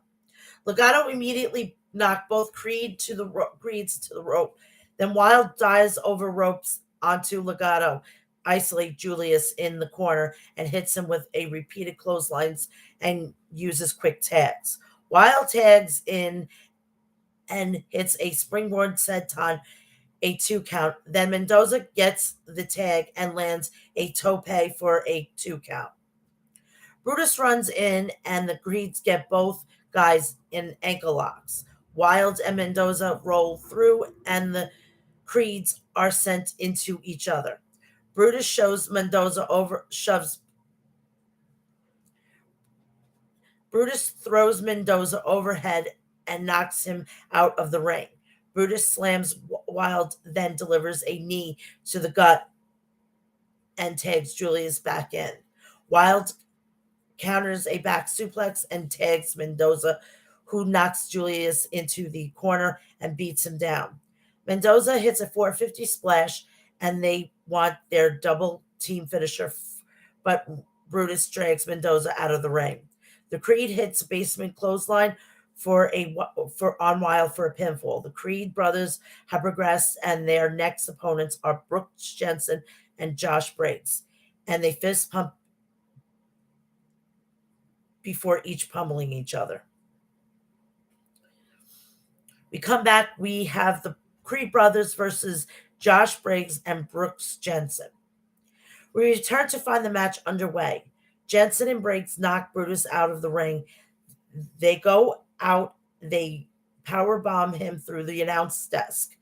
Briggs gets back inside, but Julius sends him into the buckles and connects with a drop kick. Jensen tags in and drops Julius with a double team shoulder tackle. They drape him on the bottom rope, then slide out under and deliver a stereo uppercuts. Brutus climbs to his feet and they uppercut him as well. They get back inside and hit Julius with an atomic drop Bigfoot for a near fall. Jensen hits a power bomb and Brutus comes back to the apron but gets booted off again. Brooks and Jensen hit a Dominator flying knee, but Brutus breaks the pin. Brutus sends Jensen to the outside but eats a Bigfoot from Briggs. Brutus tags in, but Briggs and Jensen drag him into the ring. They look for a double team, but Julius drags Briggs out and Brutus clotheslines Jensen for the pinfall. So Jensen and Briggs are eliminated. And out comes the opponents for the Creed brothers, fan favorites, Grayson Waller and Sanga. The bell rings and Sanga drops Julius with a big boot. Sanga tosses Julius out of the ring, then tags Waller and he comes into the ring, still wearing his sling.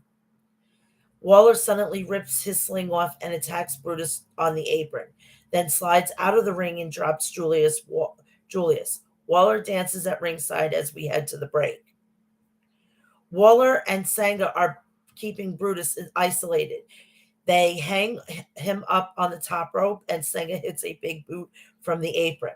Julius tags in and prevents Waller from making a tag and beats him down. Sanga tags in with Brutus and takes control for a minute, but Brutus hits him with a wrestling slam, and both men are down.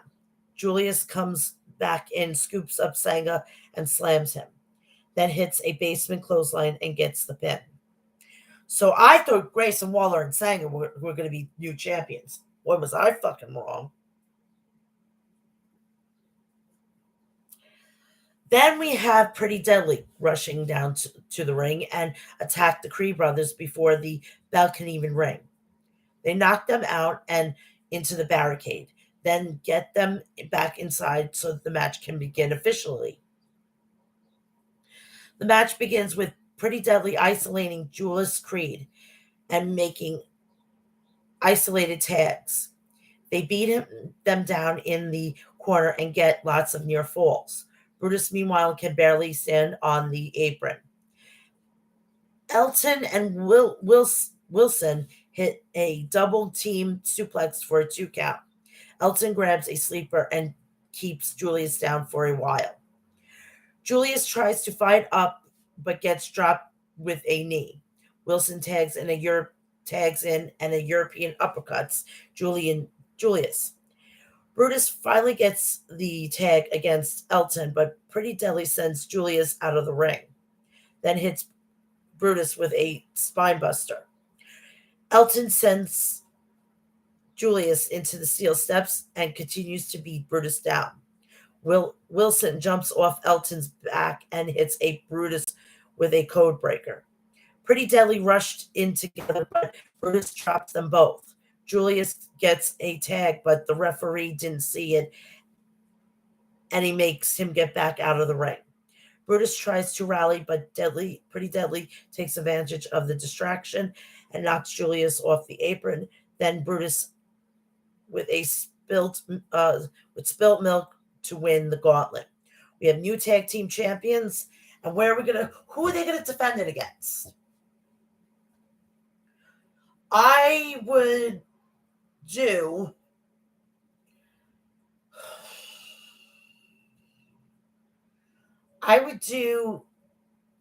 somebody that's not in that.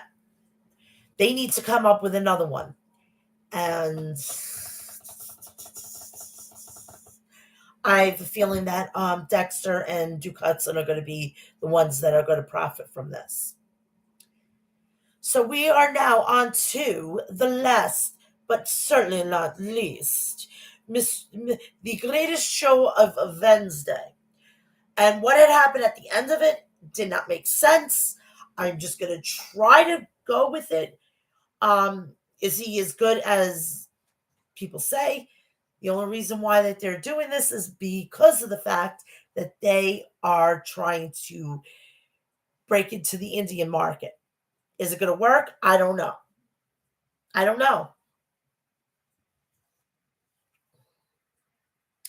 It's a we shall see some situation.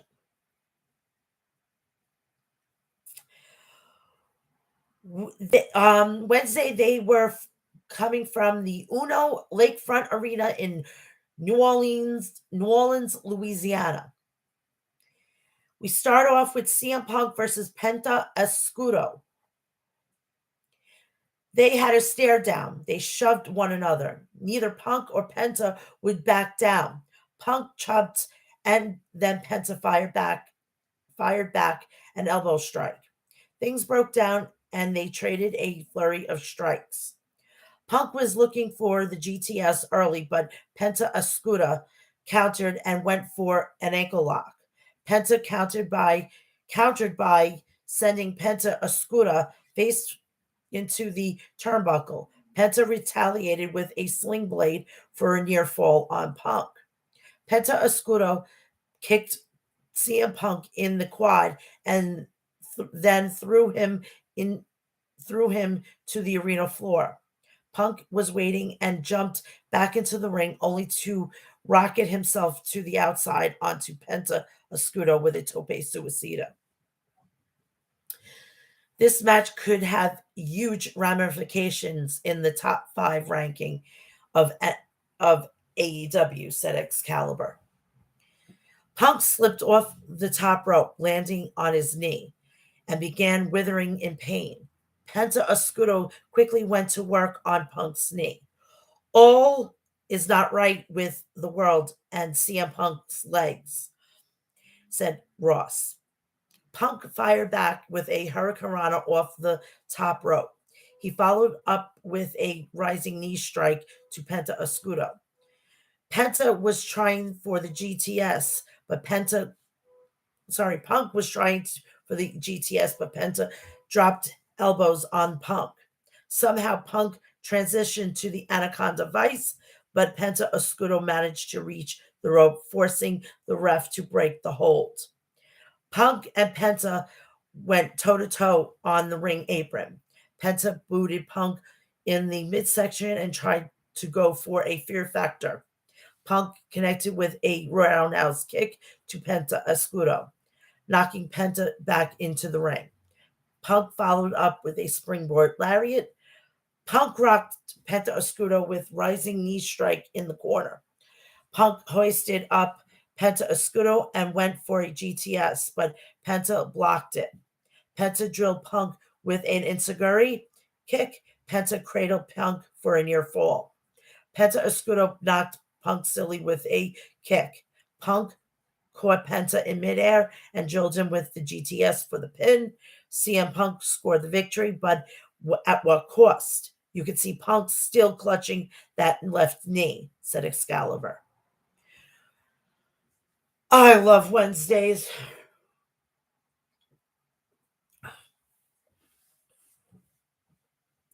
AEW World Tag Team title match. Jurassic Express versus Red Dragon. Jungle Boy drop kicked Bobby Fish, but Fish kicked at the inside of Jungle Boy's knee. Kyle tagged in and put Jungle Boy in a headlock. Luchasaurus tagged in and put boots to good use on Kyle O'Reilly. Outside the ring, Bobby Fish used a dragon screw on Luchasaurus, chopping the big man down. Red Dragon used tandem offense on Luchasaurus in their corner. Jungle Boy tagged in and body slammed Bobby Fish. He hit a comebacker lariat on Kyle, and then a tope suicida. Then Jungle Boy hits a tope suicida on Bobby Fish. While Kyle distracted the ref, Fish yanked Jungle Boy's arm and pulled him down with Jungle Boy's shoulder smashing into the edge of the ring. Luckily, Luchasaurus cleaned house on Red Dragon with a double choke slam, then standing moonsault press on Kyle for a near fall. The fans chanted, "This is awesome! This is awesome! This is awesome!" Red Dragon doubled team Jungle Boy, and Kyle put Jungle Boy into a cross arm breaker. Jungle Boy reached the ropes with his foot, and ref broke up the hold. Bobby Fish hit an avalanche Falcon Arrow on Jungle Boy, but Luchasaurus broke up the pinfall. Kyle and Luchasaurus traded strikes. Jungle Boy DDT Kyle. Luchasaurus cracked Fish with a tail whip.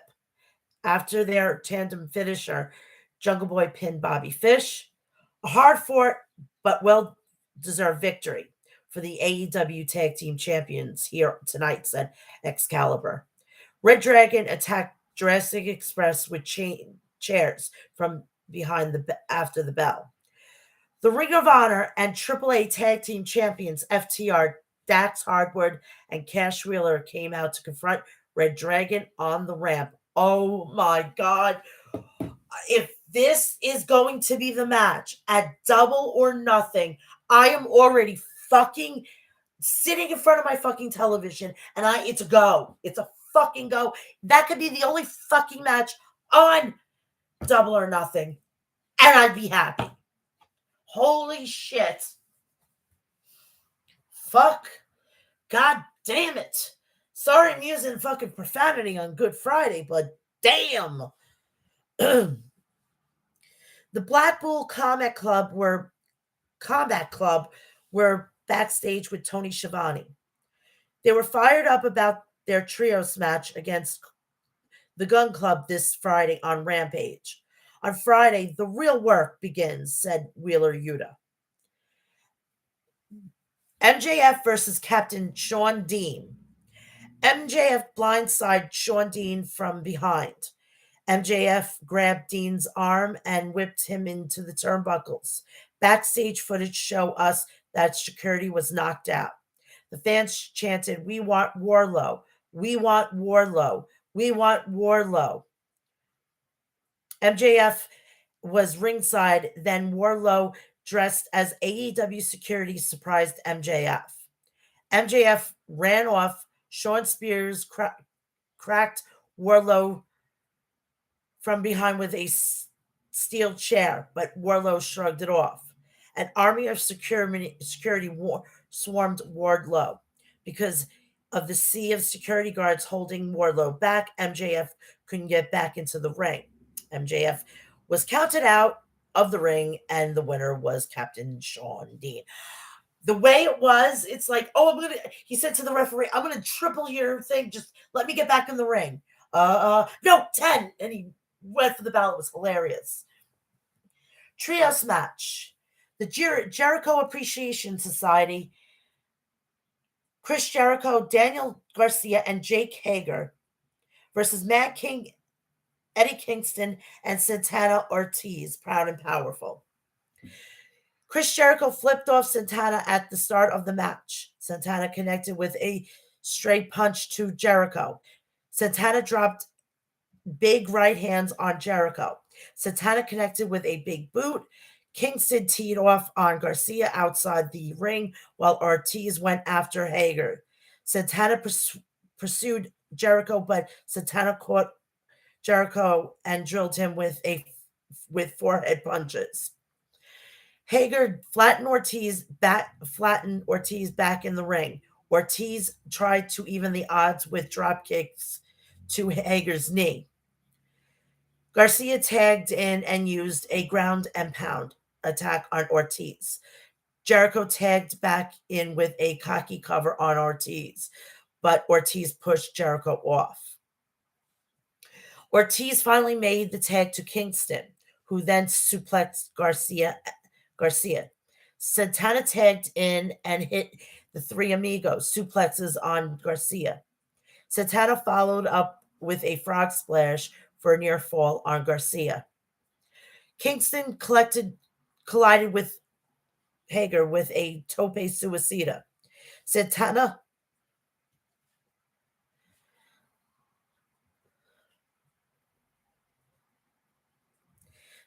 jumped out of the ring. Ortiz wiped out Angelo Parker, Matt murdered on the outside. Kingston slapped Garcia and followed up with an exploder suplex. Jericho cracked Kingston in the back with Jericho's baseball bat. Unbeknownst to the ref, then Garcia pinned Kingston. The Jericho's Appreciation Society used their numbers advantage and decimated Kingston, Santana, and Ortiz after the match. Alex Marvez was backstage with MJF. MJF, I am the pinnacle of professional wrestling, but people want to laugh about what happened to me tonight. I don't need sympathy because I have money. MJF, said he was going to send Wardlow to slaughter by the butcher because he kept calling him Piggy, which I really don't like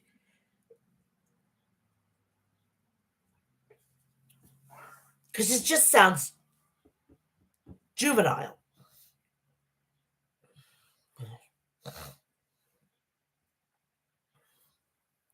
We have the problem, Marita Shafir, also known as Roderick Strong's wife,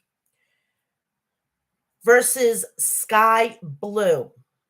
Marita hurled Blue around with judo throws. Marina chucked Blue to the mat. Marina making it easy work of Sky Blue here, said Excalibur. TBS champion Jay Cargill and Smart Mark Sterling were seen watching backstage. Marina Shafir hurled Blue overhead. Marina hit Blue in the sternum with palm strikes. Marina locked Marina in a triangle and forced her to tap. She's not that much fucking better than she was in NXT. All right, people? I don't know who she's getting trained by, but whoever it is, stop it. Lexi Nair attempted to interview Hook backstage about his first match on Dynamite next week. Smart Mark Sterling and Tony Nese interrupted the interview. Hook stood up and Sterling and Nese walked off. DeHausen tried to curse Hook, but again, it didn't work. FTW champion Absolute Ricky Starks and Powerhouse Hobbs versus Limitless Keith Lee and Swerve Strickland. This was a fucking banger of a fucking match. I am telling you. You gotta go watch Dynamite every week. So that's where the real wrestling is. Swerve and Stark began the match for their respective teams. Stark quickly tagged out and Hobbs out to Hobbs. Swerve ducked shots from Hobbs, but then Hobbs shouldered blocked Swerve. Hobbs tossed Swerve with a fallaway slam. Starks tagged in, walked the ropes, and dropped an elbow onto Swerve. Keith Lee tagged in and went for a overhead chops, but Stark ducked them. Swerve held back Starks while Lee connected with overhead chops. The sounds of chops echoed throughout the arena. Swerve launched himself off the chest of Keith Lee, then backflipped onto Hobbs and Stark, who were outside the ring. Hobbs got to his feet and shoulder tackled Swerve. Back in the ring, Keith Lee manhandled Starks in the corner. Hobbs splashed Keith Lee from behind. Starks connected with a knee strike. Lee lifted Starks and hurled him at Hobbs. Swerve and Lee used combination assault on Starks for a near fall. Starks speared Swerve. Starks blasted Swerve with a flipping DDT for a 2 count. Hobbs and Lee faced off, but Hobbs was an illegal man and the ref forced him out of the ring. Starks nailed Lee with a kick. Taz walked out to the ring. Hobbs blocked a tornado DDT from Starks, but Starks speared Hobbs. Starks covered Lee, but Swerve broke up the count with a 450 splash. This is awesome, the fans chanted. Taz grabbed Lee's boot while ref was distracted, and then Hobbs planted Lee with a spine buster, Triple A style. Hobbs pinned Keith Lee after the interference. Tony Schiavone interviewed AEW Women's World Champion Thunder Rosa backstage. And then we have this again where I don't know if she could really do a great promo. Is this the reason why? Then you know what? They need to call not Jose the assistant, the one that's with a scooter. Call him. Very, very, very fucking simple. Nyla Rose and Vicky Guerrero interrupted them backstage with a cake. Thunder Rosa smashed the cake into Nyla's face and then broke down and got into a brawl. We have, for the first time ever, we have Ring of Honor's TV championship being defended on Dynamite. This is a first. We have champion Minoru Suzuki versus Samoa Joe. This was fucking lit, this match. Jay Lethal and Sanjay Dutt were ringside. Joe and Suzuki trade hard palm strikes. This match is a chop fest, said Jim Ross. The fans chanted, this is awesome. No shit. Joe staggered Suzuki with a forearm to the jaw. Suzuki fired back with a forearm to Joe, and Joe smiled. Joe lured Suzuki in and used his 80-pound weight advantage to drive Suzuki off his feet. Suzuki trapped Joe in the ropes with an armbar. Joe was able to reverse the momentum and began to stretch Suzuki, putting all his weight on Suzuki.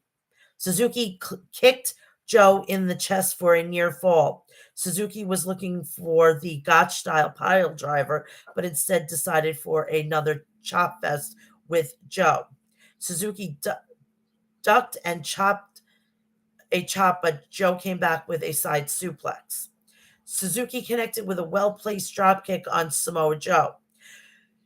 Suzuki tried the Gotch-style pile driver, but Joe backed out of it. Joe used his bulk to push Suzuki back into the turnbuckles. Joe nailed Suzuki with the Muscle Buster, which I miss. That move was fucking awesome, and pinned him. Sanjay Dutt and Jay Lethal had present for Joe a middle finger. The lights went out and in the arena. When the lights returned, Saddam Singh made his TV debut, rammed Joe into the steel steps. After Samoa Joe was softened up by Saddam Singh, Lethal and Dutt picked apart the new Ring of Honor TV champion. Lethal drilled Joe with lethal injection. A despicable scene here tonight, said Excalibur. We have Rampage for this week. We'll be coming to you. It's actually going to be starting in 1 minute. So this is perfect. Perfect timing, right? And it's going to be Adam Cole versus Hangman Adam Page for the AEW Championship. And that's going to be a Texas death match. So that is it. I want to thank you for being so patient with me through my time of need. Every day every time I come on here, and I'm gonna be saying every single time when I sign off, I love you, Mom. I miss you. I wish you were here. And I don't care. All right. My mom is gone. My mom needs to be part of this. She's sitting in the corner right now. And she is hopefully seeing this, and hopefully she's saying, I'm proud of my daughter. I will be back here next week at 2 p.m. The following week, I'm going to be in Las Vegas. All right.